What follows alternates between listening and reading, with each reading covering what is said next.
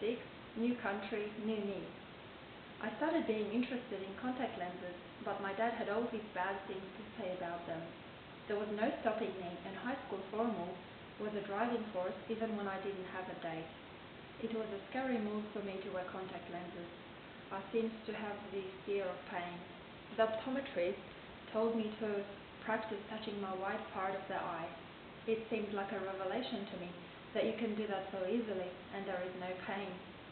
The optometrist got me started with disposable contact lenses, and I ended up buying a pair of brown conventional contact lenses and dyeing my hair blonde. Instead of a blue-eyed redhead, I was a blonde with brown eyes. I thought it was a unique combination. One guy I had a few dates with while wearing brown contacts, and when once I wore clear lenses, he said to me, "I didn't realize your eyes were so blue." As if that wasn't enough, I also had a pair of contact lenses that were violet. A funny thing that was said to me by a friend during my erratic change was, "Are you alright? Your eyes seem really strange today."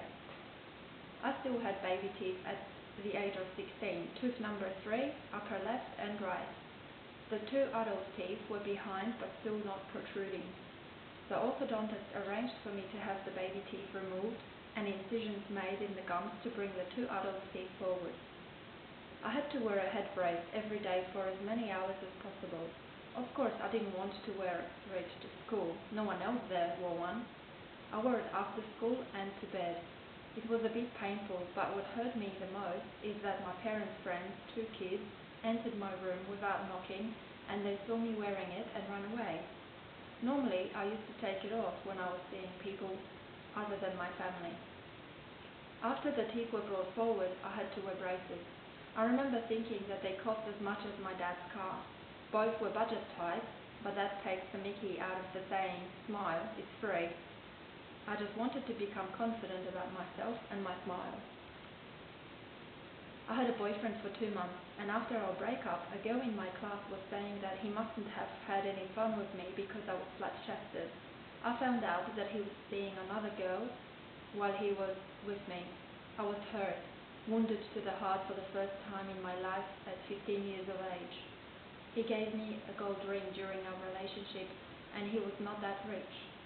I tried to give the ring back to him when I was dumped, but he didn't want it. I had 4 pigmentation marks, about ping pong ball size, on my right leg and left arm that made me feel self-conscious. They were darker in color than my skin. I heard that these types of birthmarks occur when the mother gets a fright during pregnancy and touches her tummy, and then the baby will get a birthmark in that spot. I was also self-conscious about my keloid scar on my left shoulder from a tuberculosis vaccination. I was given this injection in Poland as a must for entering Australia. In the swimming pool, I wore a t-shirt over my bikini. I didn't want people asking me questions. Then one day, I came across a magazine that enlightened me that a laser can get rid of pigmentation marks. I started my procedure. Apparently, tattoos feel similar. The difference, I guess, is laser versus needle.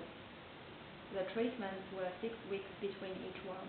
Some time and money later, I was pretty happy with the result. When I went back to Poland for the first time after being in Australia for 9 years, my cousin took me to a religious pilgrimage. We walked 300 kilometers over 10 days. Tents and food items were in buses. People who got sick also were transported. It was a hot summer. Most people got blisters from walking.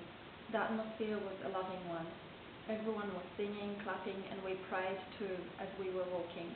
You did this with a major cause that you would dedicate this pilgrimage to. Mine was so that my keloid scar went away. Upon my return to Australia, I inquired about I could remove my keloid scar.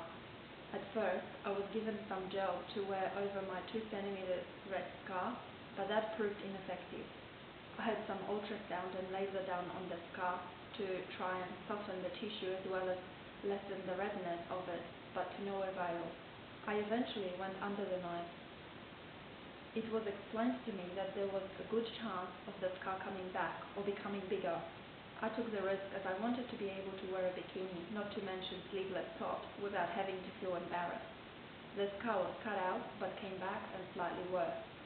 I went to a different surgeon. He told me the same thing as the previous one, but also said that the operation would involve leaving some of the scar tissue behind. It sounded different, so I had to give it a go. I made a deal with God. I told him that if he gets rid of it for me, I will stay a virgin until I get married. My scar now is double what it was originally, and I have a dent on my arm. I still could not accept that in this modern day of nose and boob jobs, nothing could be done about my scar. I maintained my virginity until I was 24 years old.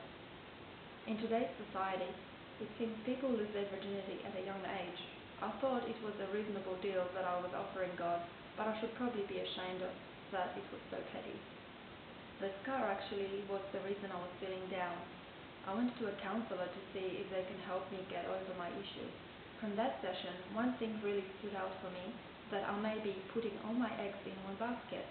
I made a conscious decision to accept what I cannot change.